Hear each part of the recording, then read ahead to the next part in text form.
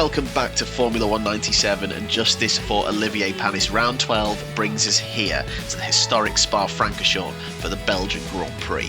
The first ever Belgian Grand Prix was held in 1925 on a circuit that was 9.3 miles long. It was won by Antonio Ascari, and you might have guessed from the name, he was the father of the world champion Alberto Ascari, who won here twice in 52 and 53, the same years he won his titles.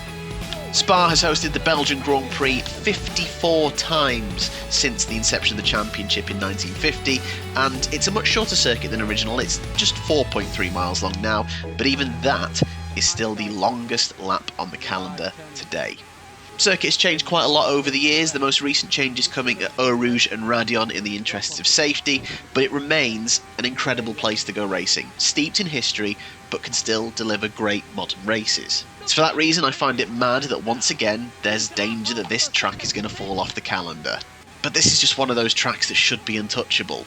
Don't get me wrong, history alone shouldn't be the sole reason a track gets to stay on the calendar, but this circuit still delivers. So yeah, for that reason I hope the next time I race here virtually, Spa's F1 future has been secured in reality. Real life pole position was taken by Jacques Villeneuve. Shout out to Jean Alesi and both the Jordans. They had great qualifying sessions, all in the top 6, and it was a completely dry session. They did that all under their own steam. Schumacher was 8 tenths down on his main championship rival. Also, notably, Arrows continuing their good form with Deniz and Hill in 8th and 9th respectively. Deniz out-qualifying Hill. And sluggish Saturdays seem to be continuing for the Prost boys as well, Trulli and Nakano down in 14th and 16th respectively. Unfortunately, I am going to be using Trulli's 14th as my target for today. You may remember in the last video I said, but better times are coming. Might have gotten a bit carried away with that actually. You see, Sector 1 is very much our territory, as is the end of Sector 3. But Sector 2 and the start of Sector 3 is just filled with those corners that the AI love on this game, where they can just carry the speed through with just amazing amounts of downforce. So what I've ended up doing is going for a low downforce setup to try and maximise where we're stronger, and then just do what I can negating that effect through those corners. So I think for that reason we're going to have another tough time today, but at least I can breathe through my nose now, so that's good. It's something. And the game pole time is almost 10 seconds faster than the real life one. So even though we're well above the real life pole time, we're not close to where we need to be at the front. So here we go. Flatten the exit of the bus stop, carry as much speed as we can over the start finish line, and immediately we're into La Source. Need to try and clip the apex and use the run out wide as much as you can so we can get on the throttle as early as possible and carry the speed. Oh, 2 secs me. That's it. Trying to do that all bloody session. Just showing how much trouble I was having getting that line right through La Source. Down through Eau Rouge and Radion, you can pretty much flatten that, take it straight and all the way down the Camel straight. Breaking point for this one, basically when the graphic comes up saying that you've got to the end of the first sector. It's not really ideal because you want a real world marker rather than a graphical one. But again, try and flatten the line through Les Combes and Malmedy. Rivage is going to be a difficult corner. Potential to lose places there, and then through No Name, just a little blip off the throttle, clip the apex and power on, and we head towards Pouhon. Again, little blip off the throttle, hug the inside, regulate the throttle round, and that's a really nice line through there. As we come to the end of Sector 2, we're up on Schumacher's time. The AI will go quicker, but even still, that's a very good sign at this point. Into Stavelot. From this point on, it's throttle to the floor as we fire towards Blanchimont. And I'm going to be thinking, there's a real opportunity here. Don't mess it up in the final section. Oh, 2 secs me. Come on, just get the bus stop right. That shows how much it attack the bus stop, keep it the right side of those bollards. I've just got caught on the curb there, so it's not the perfect entry, but kept it together. We're going to go quicker and drop a 1:42.6. Let's see where that puts us. I'll be honest, of all my setups and of all the sessions, that was head and shoulders above the rest. So I think I'll be happy no matter what happens. It's only a 1 minute 40 on pole. Schumacher, Villeneuve, Alesi in third, Fisichella fourth. It's slightly mixed up there. The Jordan's high. We're not going to be too far off here. Berger, Irvine. Oh, I'm pretty happy with that. 9th for Panis. Full disclosure, I was around the high to mid 143s before today, and I think I've nailed the setup. Is the Pope Catholic? Does a bear shit in the woods? Does it rain at Spa? Yes.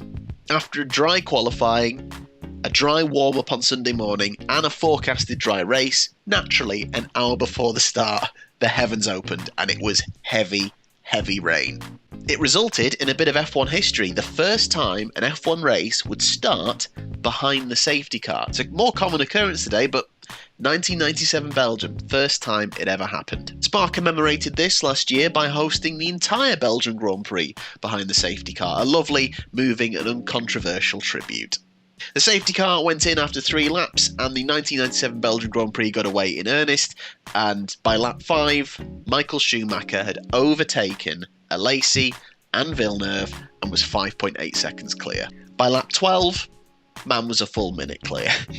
The track then dried out, people made the switch to slicks, but still easy for Schumacher. He won the race by 26 seconds in the end. Trulli finished 15th. He was the last of the non-retired cars, and he was 2 laps down. The thing is, I could get points today if I drive well, and that's been the case on places like Spain and France. If I'd driven better, there was points there. And I know there's going to be a traffic jam at La Source, so there's a lovely opportunity to get at the inside, get in the points, and then just try and get into a rhythm. To be fair, Frentzen is starting 6th, and he's the main man we're fighting in the title for 3rd place. It's a bit of a movable target, but finish ahead of Frentzen. That seems like the most sensible thing we can do, and I think it is doable. You can see Frentzen just across from us, behind the Benetton of Berger. The lights go on, and they go out in Spa, and it's a poor start again, but I'm going to get to the inside. Pray for a traffic jam. We make the move. Oh, we've been caught a little bit, but we're okay. It's not the lunge up to Frentzen I was hoping. We've gained 1 place, but there's still a few cars there. Right. Come on now. Down the Kemmel Straight we go. In the slipstream. We're not going to be close enough to make any moves from here and into the most difficult section of the lap.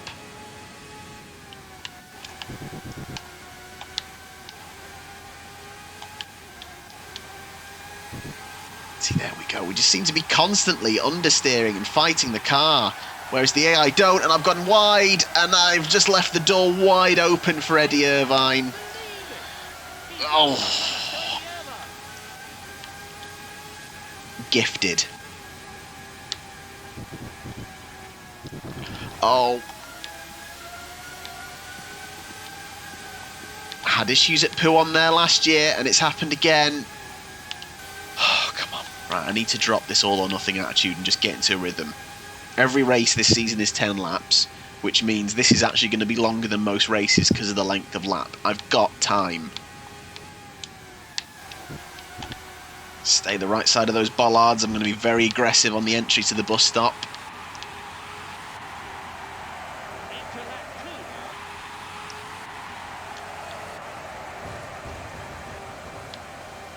Oh, accident! Oh, big accident! Oh!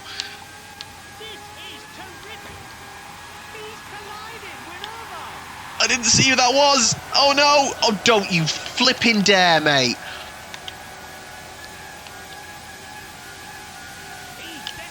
Up alongside him, and now I've been hit by McLaren. Oh my god!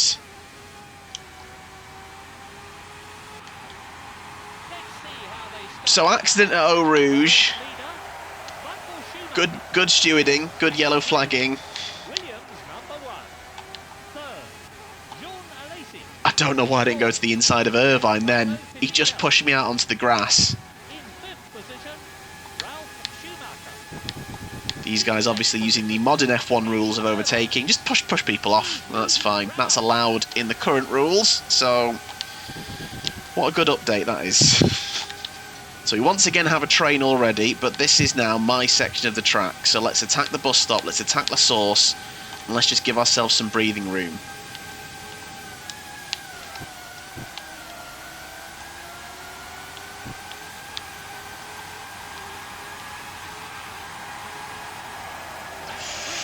It was a poor sector overall though, lost out big time to Irvine.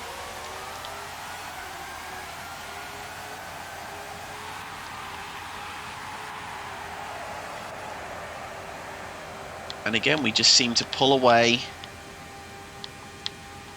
Right, come on. Head down. Oh, how?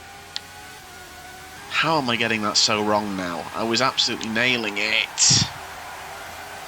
Let's keep to the inside through here.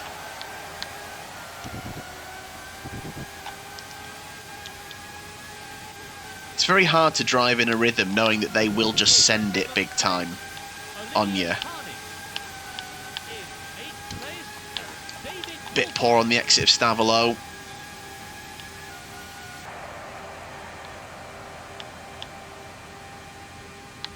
The big question now is, will we see Irvine again?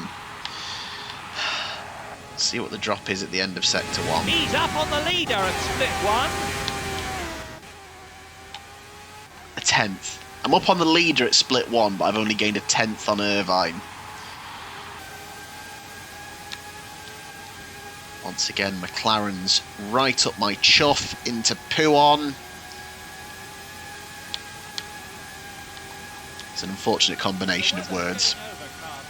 You look at the time that's lost to Irvine through this middle sector.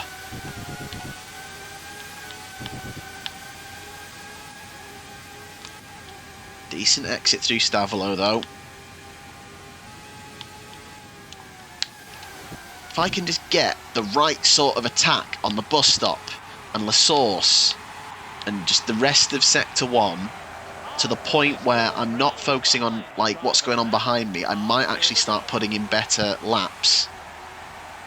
Because at the minute, my middle sectors are, you know, they're nowhere near my best because I'm too busy about covering the inside and driving defensively than actually driving quickly.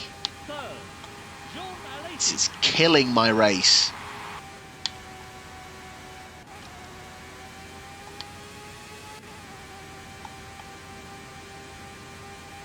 The gap is growing.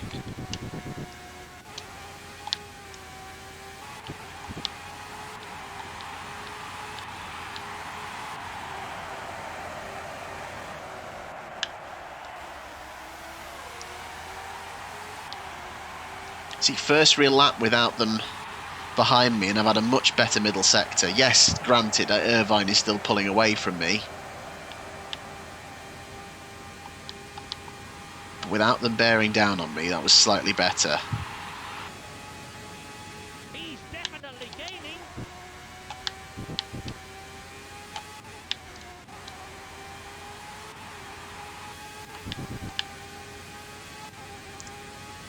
Once again, it seems like a key decision in a key moment is going to be the difference between me scoring points today and not.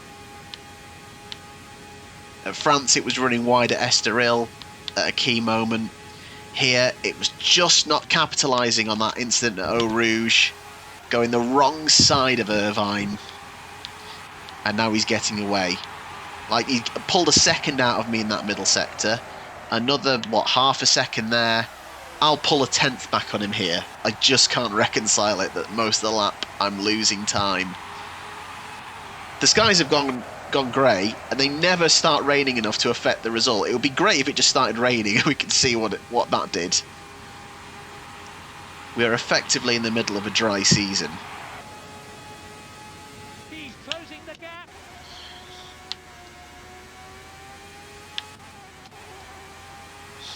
Incredibly taking a second out of him there, though.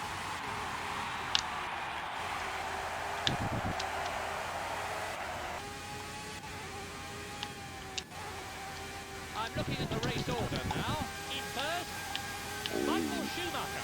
Bit wide on the exit of Stavelot, and that's brought this McLaren back into it. In third, John Alesi. In sixth, Eddie Irvine. Oh dear. Got an accidental look back at the worst time there. And the tension's back.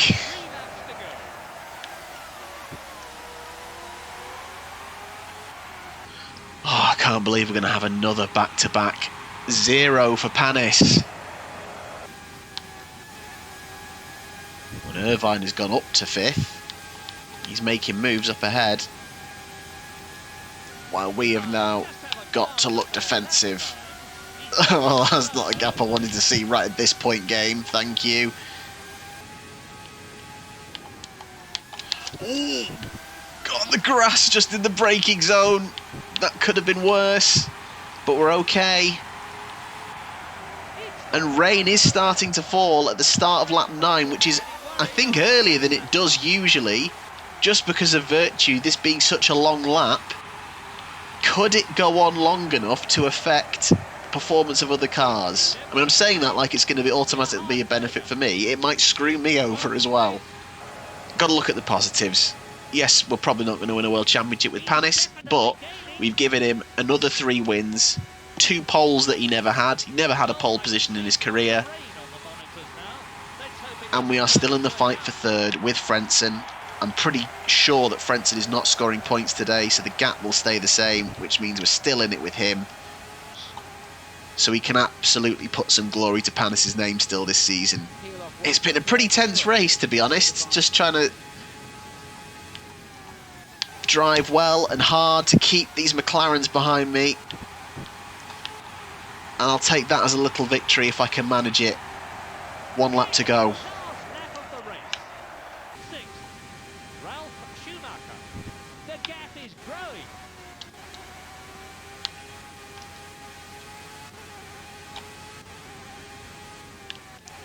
Typically now with the pressure off, I've probably just driven my best middle sector of the race there. Felt really smooth. Ah, damn, I was hoping for some kind of redemption, and it was closer, it was better. But not today. I cannot believe it, but I am... It's looking a bit slippery out there. Do you want to come in for wet tyres? I don't want wet tyres on the final lap, mate. Sod off. Monza next. Let's try and do better. Ah, 2 corners to go. Do I want wet tyres? What a melt. So, confirmation of the result. Michael Schumacher wins from Jacques Villeneuve. Jean Alesi on the podium. Fisichella 4th. Irvine 5th. Schumacher 6th. And we come 7th. Fastest lap was a 1:42.2 from Schumacher. We were only about a second off the fastest lap. We weren't terrible today. We just weren't quite good enough.